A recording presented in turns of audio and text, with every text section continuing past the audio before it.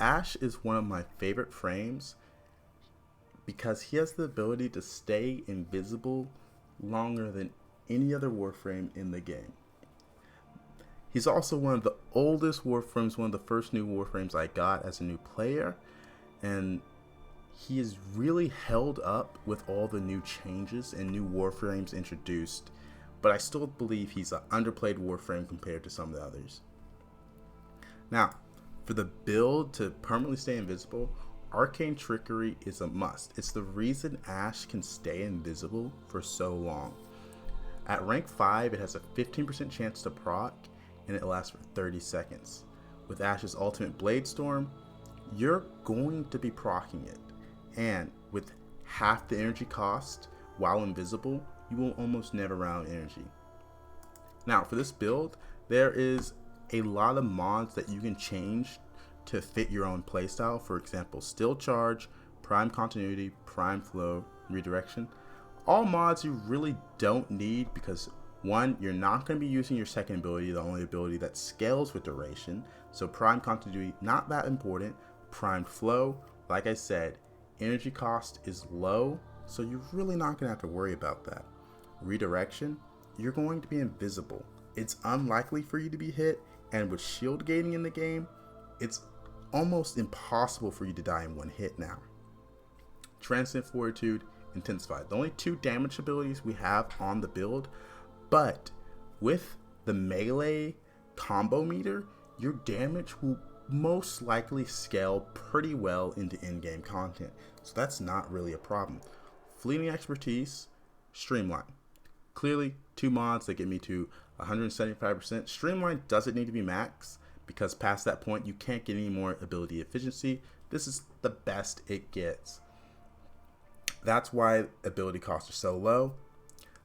Fleeting Expertise is a little hard for new players to get. Same with Arcane Trickery, just due to how you obtain them. But Fleeting Expertise is easily obtainable if you just run some Orokin Derelict Vault runs. Not that hard. The Cunning Drift and Stretch, I prefer to have a little range. I have about 80 meters. Yep, 80 meters on it. And that allows you to scan an entire room really quickly and simply just press 4, boom, room's gone. You've probably procced Arcane Trickery. It's very unlikely that you won't get an Arcane Trickery proc when you're hitting at least 15 enemies. I mean, it's a 15% chance to go off. I mean, at a certain point, it's just bound to happen. It's just a matter of when. And you have 30 seconds to proc it again before you become visible again. And with that being said, you're not going to be visible for a majority of the mission. If I play a 30-minute survival, I might be visible for about a minute at most. It's really easy to chain together invisibility. You're not going to be shot at most of the time. Still Charge is, I guess, just a little more damage. Doesn't really matter that much.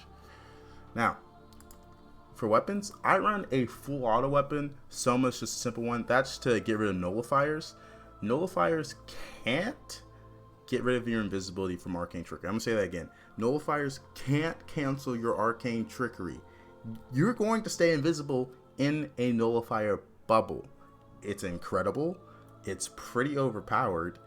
I mean, they were introduced to stop abilities, and Trickery just bypasses that completely. The Galantine is the weapon I use for Ashe. I have like a specific build. It's not even fully put on. It's just attack speed and combo duration. That's all that really matters. You can put on whatever mods you want. It really doesn't matter that much. Just slap on something, whatever you feel like. You're probably not going to use that much. I know I won't be, but whatever you want, you can really customize this build because a lot of the mods aren't mandatory. You can just throw in whatever you need. Like, for example, Prime Continuity could be replaced with Blind Rage simply because you don't need duration, but you might need a little more damage, and so on. Augur Message, if you need a little more duration, you can get rid of Prime Flow. I mean, if you need more range, you can throw on Reach.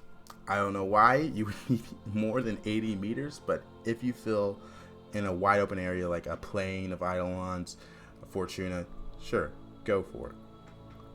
Now, next I'm going to show you this build during a survival mission, And just in this clip, you can really see two things. One, the effect that nullifiers just don't do anything to arcane trickery's invisibility. And two, I have a 12 times melee multiplier on my melee weapon right now. With a duration from my mods, I do some insane damage with Ashe's ultimate.